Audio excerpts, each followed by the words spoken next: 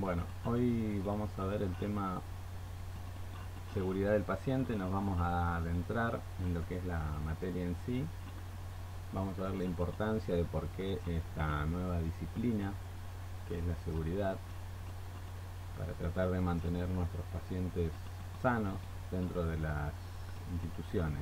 Vamos a aprender varios conceptos, varias definiciones, ¿sí? Así que vamos a tratar de hacerlo lo más claro posible. Vamos a ir con el concepto de la materia. ¿Qué es la seguridad del paciente? Cuando hablamos de seguridad del paciente decimos que es la dimensión de la calidad asistencial, ¿sí? De todo lo que se pueda brindar dentro de una institución asistencial, que busca reducir y prevenir los riesgos. Después vamos a ver qué significa esta palabrita, ¿sí? Asociados a la atención sanitaria. Su relevancia nace del imperativo ético de la no maleficencia, ¿sí? Que es uno de los 4 imperativos éticos. La de no maleficencia justamente es la de no hacer daño o no provocar daño o no hacer mal a la persona. Y del convencimiento de que no es aceptable que un paciente presente daños derivados de la atención sanitaria que recibe. ¿Sí? La idea es que si un paciente va a internarse por determinada patología o determinado tratamiento o determinado estudio diagnóstico y demás, no salga de ahí afectado, ¿sí? Sino que es para su mejor atención, para su curación, para su diagnóstico o lo que haya ido a hacer a ese centro de salud. Por eso dice de la que se espera que sea curadora y proporcione confort y calidad de vida, ¿sí? No daño.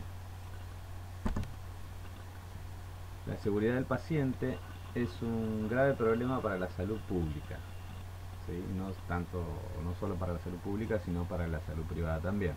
Y no solamente en nuestro país, sino en todo el mundo.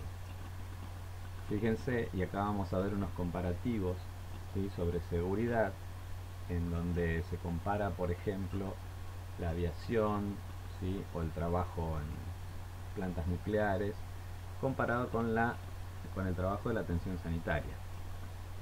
Dice la probabilidad de que un pasajero sufra algún daño en un avión es de 1 cada 8 millones, ¿sí?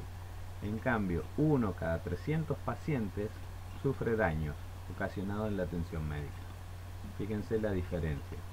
O sea, tenés mucha más probabilidad de sufrir un daño entrando a una clínica que viajando en un avión. Actividades supuestamente de alto riesgo, como son la aviación, centrales nucleares, tienen un historial de seguridad muy superior a la atención médica, ¿sí? Por las medidas que se toman, por las políticas que tienen.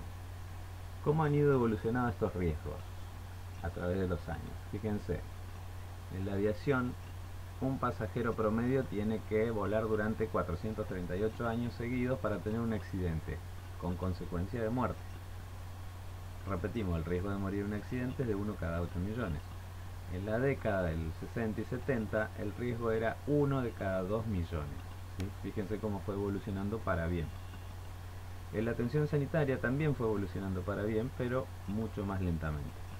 Por ejemplo, en la anestesia, en los últimos 15 años la mortalidad es de 1 a 10.000, cuando era de 1 a 10.000 y ahora es de 1 a 200.000 pacientes, ¿sí? Fue evolucionando también, pero en un ritmo más lento. Y dice que es en pacientes de riesgo bajo. ¿Qué quiere decir eso? Que son pacientes dentro de todo sanos, o sea, fueron para hacerse una intervención quirúrgica por alguna patología nada más, ¿sí? Pero el resto de su salud son pacientes con riesgo bajo porque son sanos. Los principales cambios en la atención sanitaria que inciden en la seguridad hoy en día son, ¿a causa de qué? De varios puntos. Avances tecnológicos, ¿sí? Ahora tenemos mucho más aparatología que hace muchos años atrás, ¿sí? Entonces, al haber más avance tecnológico, influye en tener más riesgos, por lo tanto pueden ocurrir más daños. La atención sanitaria se ha fragmentado. ¿Por qué? Porque surgieron las especializaciones y las subespecializaciones, ¿sí? Por ejemplo, antes teníamos un médico generalista o un médico clínico, y eso era todo, ¿sí? Que llevaban adelante todo el tratamiento y la especialización, lo mismo que con la enfermería y demás. Un enfermero era general. Ahora están las especialidades, ¿sí? Tenés el médico terapista, tenés el neumonólogo, tenés el neurólogo, el neurocirujano, ¿sí? El cirujano cardiovascular.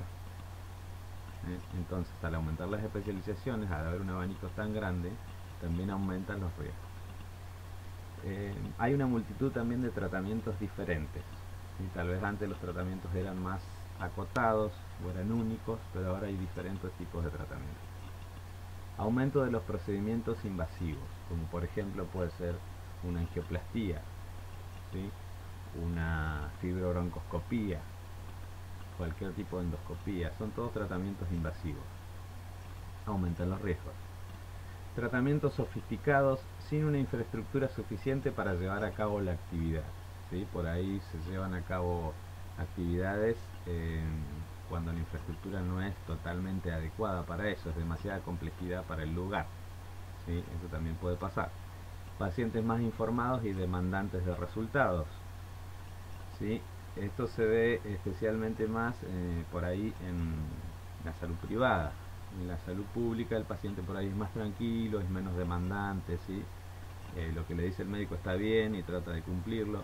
Pero hoy en día, ¿qué influye en todo esto? Es que los pacientes están más informados, tienen acceso a la red, tienen acceso a internet, ¿sí? Y son más demandantes de resultados, especialmente, como dije, en la actividad privada. También hay mayor demanda y oferta de pruebas. Y fíjense que acá hay dos médicos que dieron sus posturas al respecto de la seguridad y de los riesgos.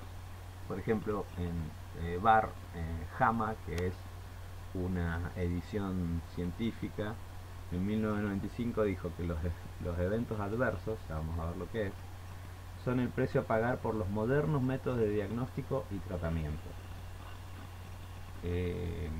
Otro profesional, que es Chandler, que también en una publicación científica que se llama Lancet en 1999, dijo que la medicina, que en el pasado solía ser simple, poco efectiva y relativamente segura, en la actualidad se ha transformado en bastante compleja, efectiva, pero es potencialmente peligrosa, justamente por todos los cambios que vimos en la atención sanitaria, ¿sí?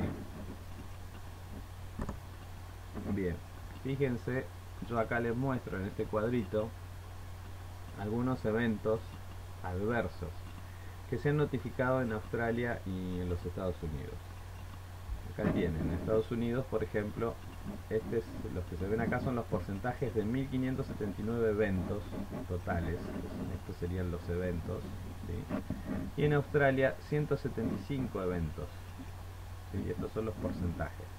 Australia, van a ver que en la mayoría de los casos tiene mayor porcentaje de eventos adversos. ¿Cuáles son los principales eventos adversos que se han visto? ¿Sí? Acá estamos, es un muestreo de dos países nada más, ¿sí? Suicidio de pacientes hospitalizados o dentro de las 72 horas de alta, o sea, fue o dentro de la institución o 72 horas después que se fueron.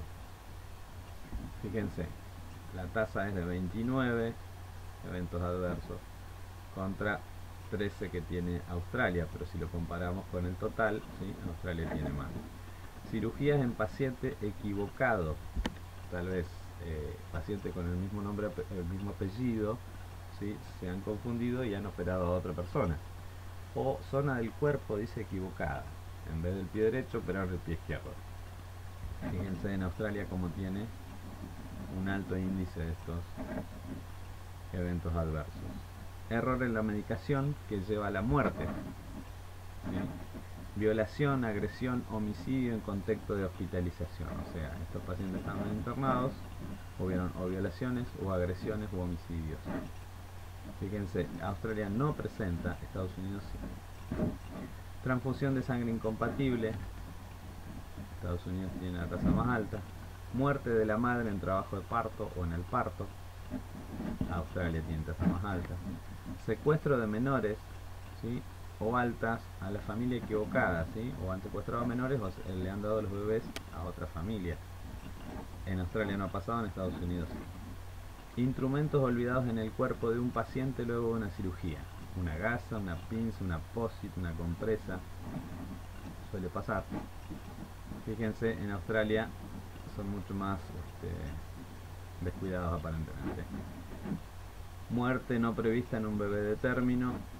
Hiperbilirrubinemia, fluoroscopía, embolias gaseosas, eso no, prácticamente no se ve. ¿Sí? Bien, estos son tipos o ejemplos de efectos, eventos adversos. Por eso, repito y vuelvo al principio de lo que dije.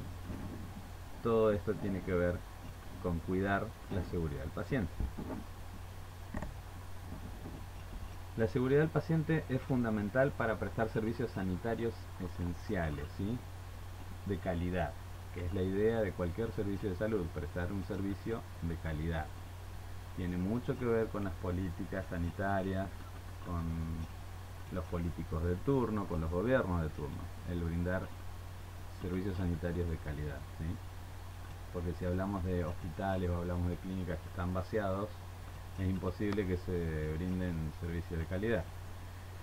Dice, de hecho existe un claro consenso de que los servicios de salud de calidad en todo el mundo deben ser eficaces. ¿Qué quiere decir eficaz? Que se pueda cumplir o llegar a la meta cuando vos te propones algo, eso es eficaz. Y seguros, y estar centrados en las personas, ¿sí? Fíjense que dice centrado en la persona, no dice centrado en la patología, centrado en la cirugía, no, sino en las personas. Acuérdense que a las personas la tomamos como un todo, ¿sí? Un ser bio, psico, social y espiritual.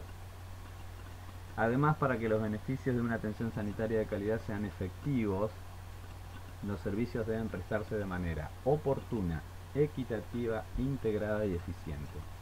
Oportuna es agarrar a tiempo aquellas patologías que pueden llegar a afectar a la persona, ¿sí? Como hacer un diagnóstico oportuno, por ejemplo. Equitativa es que debería llegar a toda la población. Integral se refiere a todo el equipo interdisciplinario que tiene que trabajar. Y eficiente. ¿Qué quiere decir la palabra eficiente?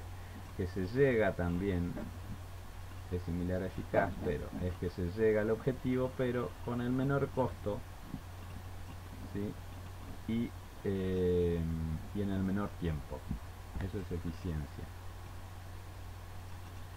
Bien, otro punto, para velar por la ejecución exitosa de las estrategias de seguridad del paciente se necesitan políticas claras, y acá vuelvo a mencionar que son las políticas que implementa el gobierno, políticas de salud, capacidad de liderazgo, datos para impulsar mejoras en la seguridad. Esto se refiere a datos estadísticos. Si no tenemos estadísticas no sabemos dónde estamos parados. Profesionales sanitarios cualificados.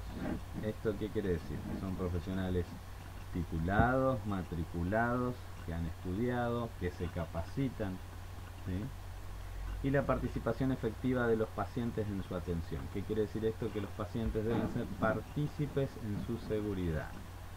Para que nosotros hagamos partícipe a las personas, no es solamente dar una receta y decirle tome esto, sino que cómo lo tiene que tomar, qué le va a causar, qué puede llegar a esperar, cuáles son los efectos adversos, los colaterales. ¿Sí? Eso es hacer participar a la persona en su atención. Lo mismo que cuando se le hace un estudio diagnóstico o un tratamiento, siempre hay que explicarle cuáles son los riesgos, cuál es el estudio que se le va a hacer, para qué se lo hacen, ¿sí? El paciente tiene que estar siempre informado de todo lo que nosotros le brindamos. Bien, vamos a hablar un poco de epidemiología. Acá tenemos todo lo que es datos, ¿sí? Estadísticos. Los eventos adversos debidos a una atención poco segura son probablemente una de las 10 causas principales de muerte y discapacidad en el mundo, ¿sí? O lo mató o lo dejó con algún grado de discapacidad. En los países de ingresos altos, que son los países desarrollados, se estima que 1 de cada 10 pacientes sufre daños mientras recibe atención hospitalaria. Esto en los países subdesarrollados o en vía de desarrollo aumenta mucho más. El daño puede ser causado por serie de eventos adversos, de los cuales casi el 50% son prevenibles, o sea que son evitables. Cada año se producen 134 millones de eventos adversos por una atención poco segura en hospitales de países de ingresos bajos y medios, lo que provoca 2,6 millones de muertes. ¿Sí? Fíjense, de 134 millones de eventos, 2,6 pacientes mueren. En otro estudio se ha estimado que alrededor de 2/3 de los eventos adversos resultantes de una atención poco segura y los años perdidos por discapacidad y muerte, que son años de vida ajustados en función de discapacidad, se producen también en países de ingresos bajos y medios. A nivel mundial, 4 de cada 10 pacientes sufren daños en la atención sanitaria primaria y ambulatoria. ¿Qué es la atención sanitaria primaria y ambulatoria? Es la prevención primaria de la salud, ¿sí? Donde hacemos la primera atención. ¿Qué vendrían a ser? Las postas sanitarias, los CAPS, que son los centros de salud, los consultorios ambulatorios. ¿Sí? Hasta el 80% de los daños dice que se pueden prevenir. Los errores más perjudiciales están relacionados con el diagnóstico, la prescripción, el uso de medicamentos. ¿A qué se refiere? Diagnósticos erróneos o diagnósticos tardíos, las prescripciones mal hechas, ¿sí? O hay errores en las prescripciones, o el mal uso de los medicamentos o mal indicados los medicamentos. En los países de la OCDE, que es la Organización para el Desarrollo Económico, que son casi todos los países europeos y solamente 2 países en América, que son México y Chile, si no me equivoco, del total de la actividad y el gasto hospitalario es un resultado directo de eventos adversos, dice. O sea, fíjense, el 15% del total de la actividad es un resultado de eventos adversos. Las inversiones en la reducción de daños a los pacientes puede conducir a ahorros financieros significativos. Si hablamos de salud pública, si hacemos hincapié en la atención primaria y ambulatoria, ¿sí? Vamos a tener un ahorro significativo después, porque si estos pacientes pueden estar bien tratados y seguros en esta etapa, no van a pasar al segundo nivel de atención o al tercer nivel de atención.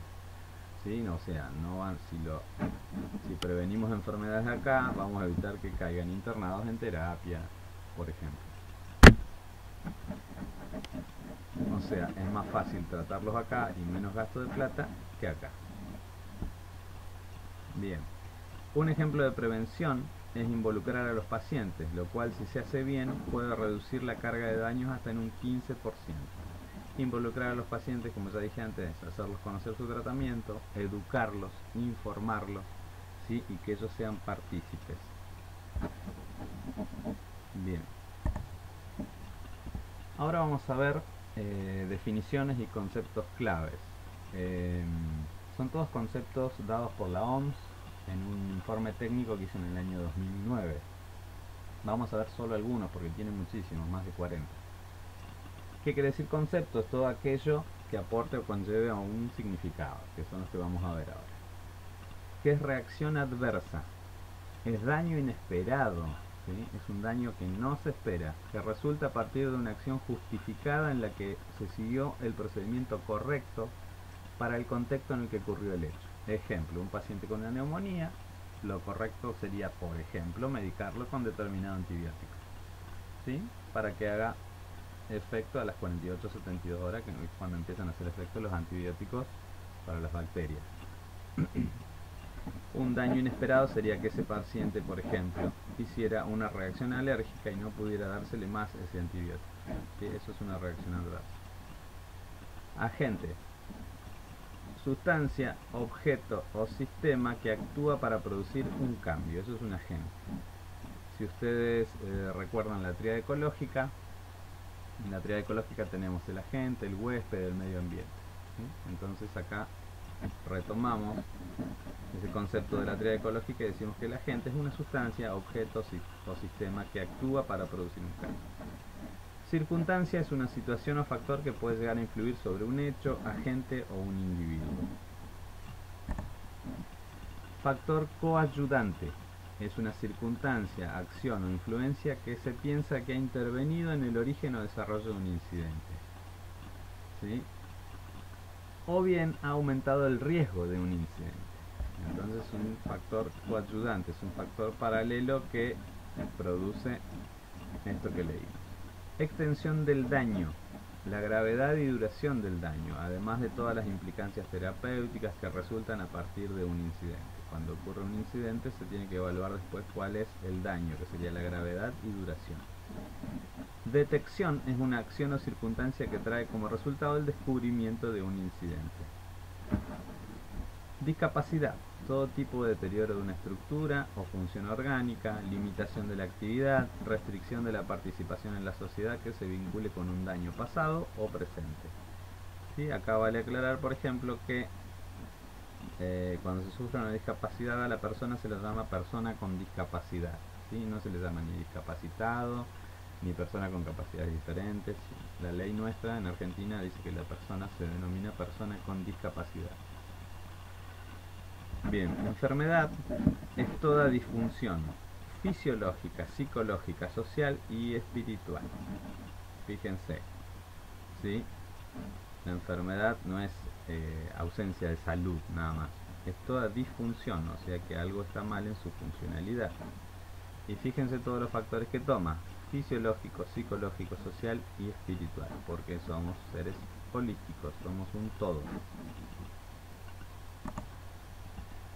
Bien, error es toda falla en la ejecución de una acción planeada según lo pretendido o bien la aplicación de un plan incorrecto. ¿Sí? O sea, yo elaboré un plan y fallé en la ejecución, o elaboré un plan que estaba mal hecho. Eso es un error. En la práctica sanitaria el error se puede deber a tres causas: realizar acciones innecesarias, ¿sí? Por ahí yo tenía un plan de trabajo y realicé otras que no estaban en el plan de trabajo, que eran innecesarias. Realizar de forma incorrecta actuaciones necesarias. Puedo seguir ese plan, ¿sí? Que yo tenía planeado, pero lo hice en forma incorrecta. O la omisión de estas actuaciones. Omisión es no hacerlo, ¿sí? Después se verá por qué se omitió, ¿sí? Si porque no tenía ganas, si porque fue un olvido, pero omisión es no hacerlo. Las dos primeras son errores de comisión, ¿sí? Esta y esta. Y la última es error de omisión. Errores activos son los que se realizan o los que suceden en el punto de contacto con el paciente, con el contacto directo. ¿Por qué se producen los errores activos? Fallos en la atención, ¿sí? Yo fallé cuando lo fui a atender. Despistes, distracciones, lapsus o olvidos, errores en la valoración. Yo valoré mal, yo creí que le pasaba esto, pero en realidad le pasaba otra cosa. Incumplimiento de las normas establecidas, ¿sí? Me salí del protocolo. La falta de entrenamiento, fíjense, o formación, ¿sí? Yo puedo tener toda la teoría, pero no tengo entrenamiento para hacer lo que tengo que hacer. Ejemplo, no sé, RCP. Tengo la teoría, ¿sí? Hice un curso, leí, pero jamás entrené para hacerlo. O no tengo la formación, yo puse o hice acciones de las cuales no estaba formado o que no estaban dentro de mi currículum. La fatiga, la sobrecarga de trabajo, el estrés son condicionantes también para que puedan suceder los errores. Las condiciones latentes o fallos en el sistema incluyen circunstancias o fallos que dependen de. Fíjense que acá estamos hablando de fallos del sistema, no estamos hablando de fallos de una persona, ¿sí? Sino del sistema de salud. Cultura de la organización, tal vez no hay una organización que hable sobre la seguridad del paciente o está mal hecha. Diseño de actividades, procesos, protocolos, ¿sí? Pueden faltar, pueden estar mal hechos. Funcionamiento de dispositivos, tecnología, etc. ¿Sí? Pueden funcionar más los dispositivos, ejemplo, máscara de oxígeno. La tecnología, me puede fallar un respirador, ¿sí? Puede fallar el ascensor, a eso se refiere. Fíjense acá un diagrama de los errores.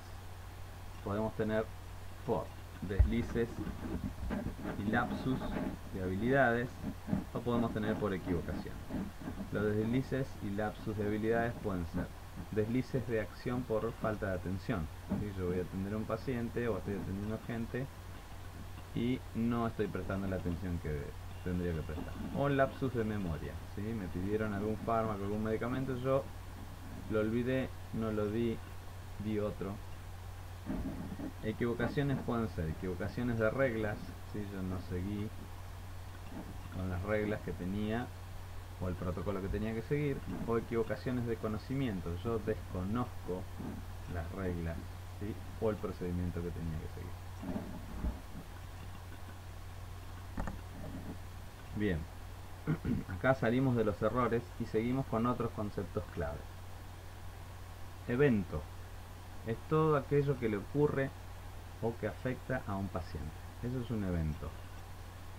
Daño, deterioro de una estructura o función del organismo y todo efecto perjudicial que surja de dicho deterioro, ¿sí? El daño incluye conceptos de enfermedad, lesión, sufrimiento, discapacidad y muerte. Todo eso incluye daño, todo eso es daño. Evento adverso, todo incidente que haya traído aparejado un daño. Peligro es toda circunstancia, agente o acción capaz de causar ese daño. Salud. Acá este es un concepto nuevo, ¿sí? Si ustedes buscan en bibliografía vieja va a decir que es completo estado de bienestar biopsicosocial. Bien, eso en la actualidad se ha comprobado que no es así, porque jamás estamos en un completo estado, o muy pocas veces, en un completo estado de bienestar, ¿sí? Entonces se ha cambiado por estado de equilibrio. Hay que tratar de mantener esto, un equilibrio entre el bienestar físico, mental, social y espiritual.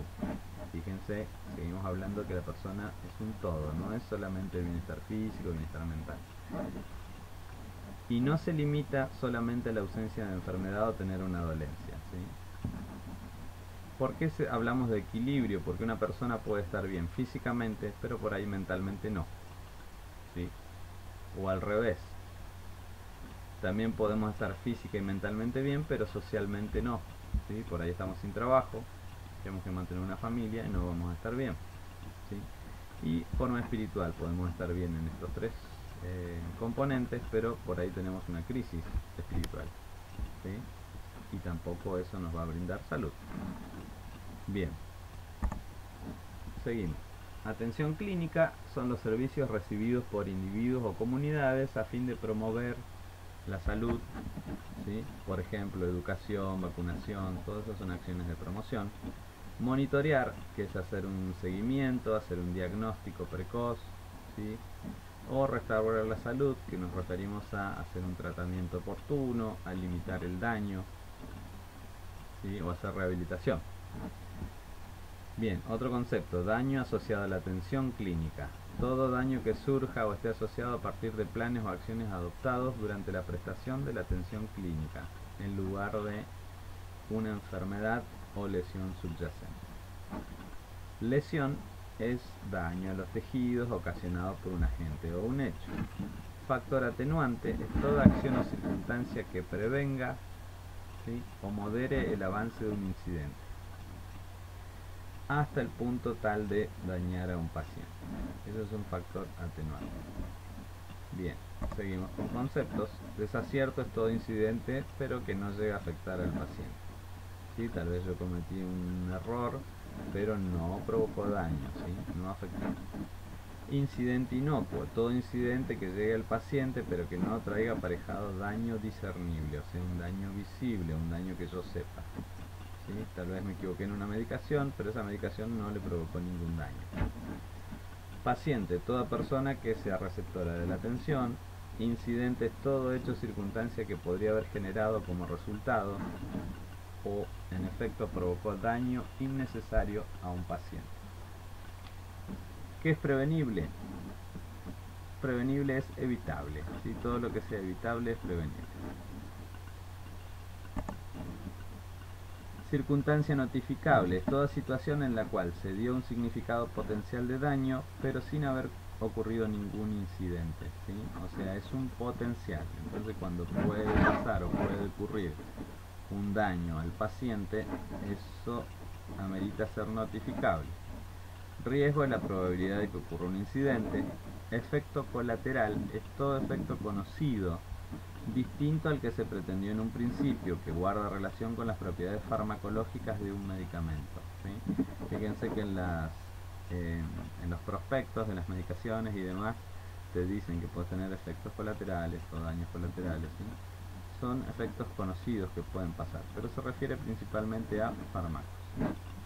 Sufrimiento es la experiencia de todo lo que resulte subjetivamente desagradable. ¿Por qué dice subjetivamente?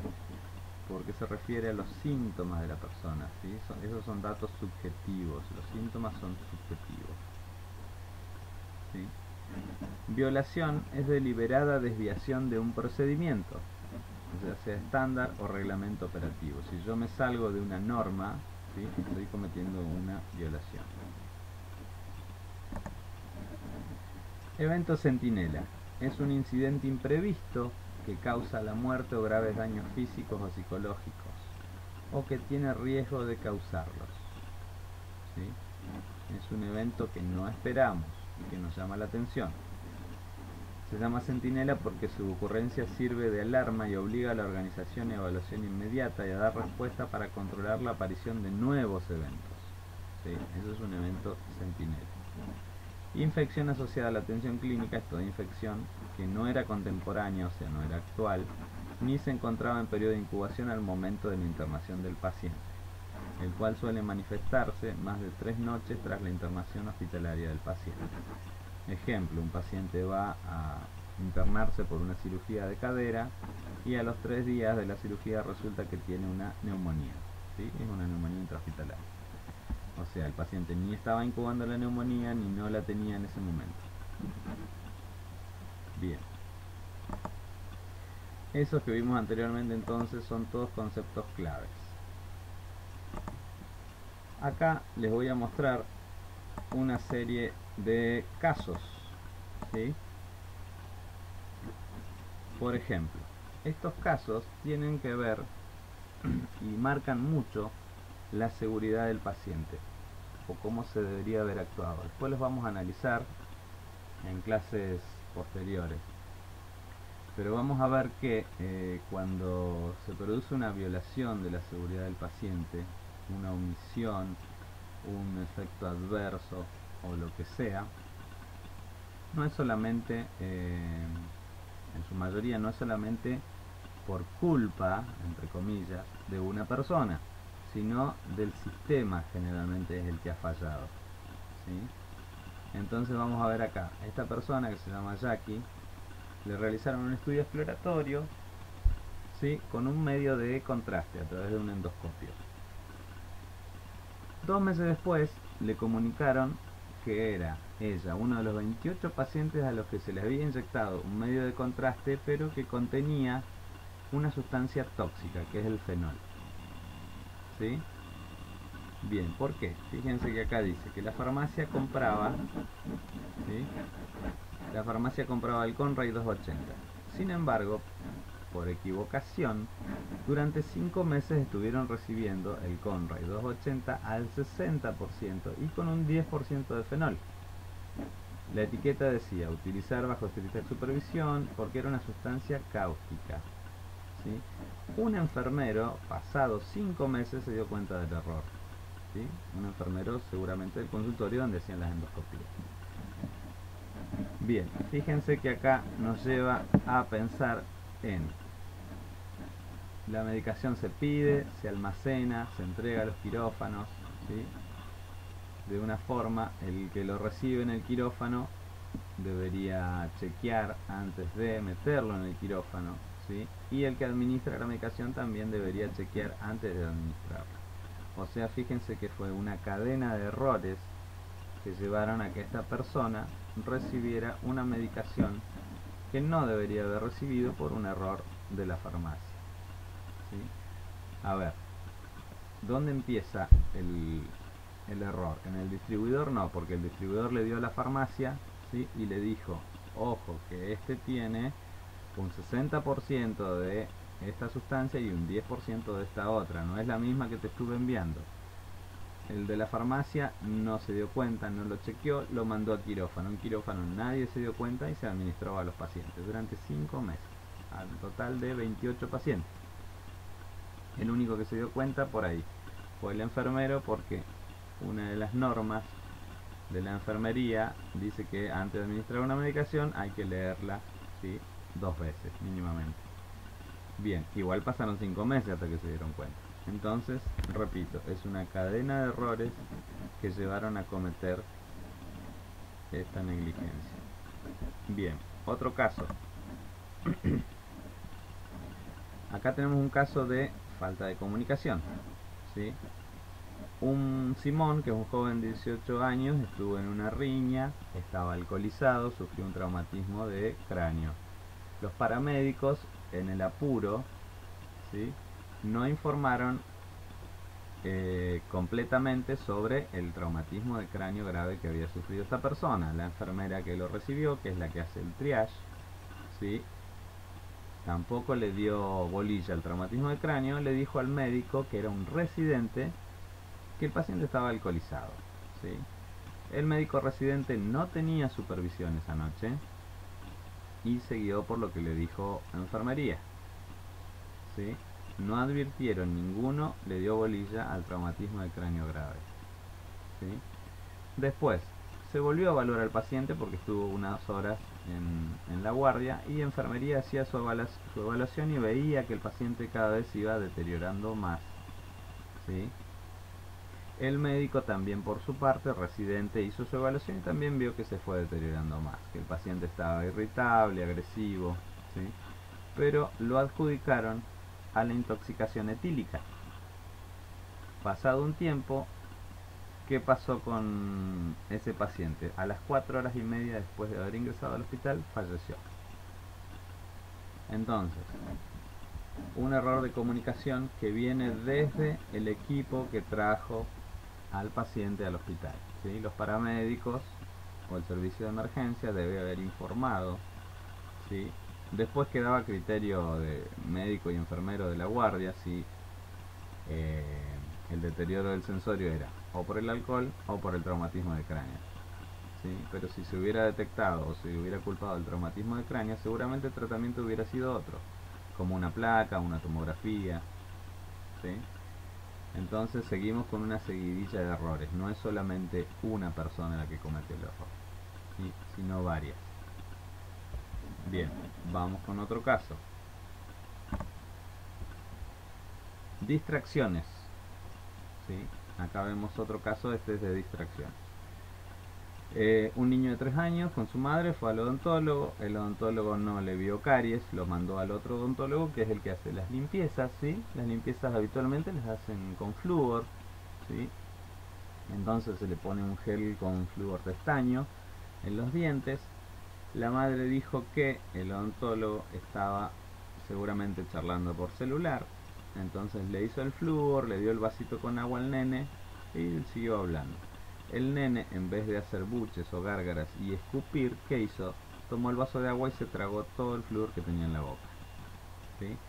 Con el paso del tiempo, de las horas, el nene empezó a vomitar, a sentirse mal, tenía dolor de cabeza, mareos, ¿sí? Entonces lo llevaron de la sala de odontología a la sala de pediatría de los mismos consultorios para evaluarlo, ¿sí? Porque el nene también después empezó con somnolencia y demás. El niño en ese momento fue tratado porque ya había ingresado en coma, ¿sí? Fíjense que dice que le administran adrenalina, o sea que el niño había entrado en un paro cardiorrespiratorio. Se llama la ambulancia, se deriva a un centro asistencial o a un hospital más grande, ¿sí?, donde el niño finalmente muere. Después la autopsia, ¿sí?, o el informe psicológico dice que el niño ingirió 40 mililitros de solución de fluoruro de estaño al 2%, que es 3 veces más la cantidad para matar a una persona. Entonces, fíjense el error, ¿sí? Y acá sí podemos atribuirlo por ahí a una persona, ¿sí?, por error de distracción o despiste. ¿Está? Bien, hay muchísimos casos, ¿sí? Yo solamente le mostré estos 3, pero hay muchísimos más y son todos casos documentados, ¿sí? Fíjense que es del Comité de Expertos de la OMS, el último caso es de octubre del 2010. Hay de muchos casos de Estados Unidos y todos los países que están en el comité de expertos. Por eso la importancia de la seguridad del paciente. Fíjense ahora, acá tenemos cuestiones identificadas mediante seguimiento de incidentes. Acá tenemos en porcentaje de notificaciones y estos son los tipos de incidentes más comunes que se ven con sus porcentajes de notificaciones.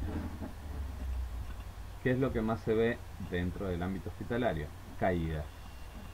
Otras, lesiones distintas de caídas, por ejemplo, o sea, que causan las caídas: quemaduras, lesiones por presión, agresión física, daño autoinfligido, ¿sí? Lesiones distintas de caídas. Entonces, el primer lugar, caídas, después lesiones. El tercer lugar, los errores de fármaco. Por omisión, por sobredosis, dosis insuficiente, vía equivocada, medicamento equivocado. Otro, problemas con los procesos clínicos, diagnósticos equivocados, tratamientos inadecuados, mala atención del personal. Problemas con los equipos, no hay equipos disponibles, no son los apropiados, están mal diseñados, mal utilizados, tienen fallas, mal funcionamiento. Problemas con la documentación, es insuficiente, incorrecta, incompleta, desactualizada, poco clara. Entorno peligroso, cuando esto debería ser lo más seguro, ¿sí? Contaminación, insuficiente limpieza o insuficiente esterilización o no esterilización. Otro, recursos insuficientes, ¿sí? Esto lo vamos a ver mucho, ¿sí? En salud pública especialmente, o en el privado también. Ausencia de personal, falta de disponibilidad o experiencia, mala orientación, ¿sí? Y otros en menor rango son los problemas logísticos, problemas administrativos y demás. Pero fíjense, los incidentes más reportados son caídas, lesiones, errores de fármacos, problemas clínicos, problemas en los equipos, documentación, entorno peligroso, recursos insuficientes. Bien, todo esto que les mencionamos hoy son conceptos importantes que hablan sobre la seguridad del paciente, y los casos que le di son algunos ejemplos nada más. Hay muchísimos ejemplos más. Después, en la clase siguiente, vamos a analizar cuáles son las causas más detenidamente de por qué se producen estos efectos, estos eventos adversos, ¿sí? La idea es que no ocurran, ¿sí? Para mantener la seguridad del paciente. Bien, nada más.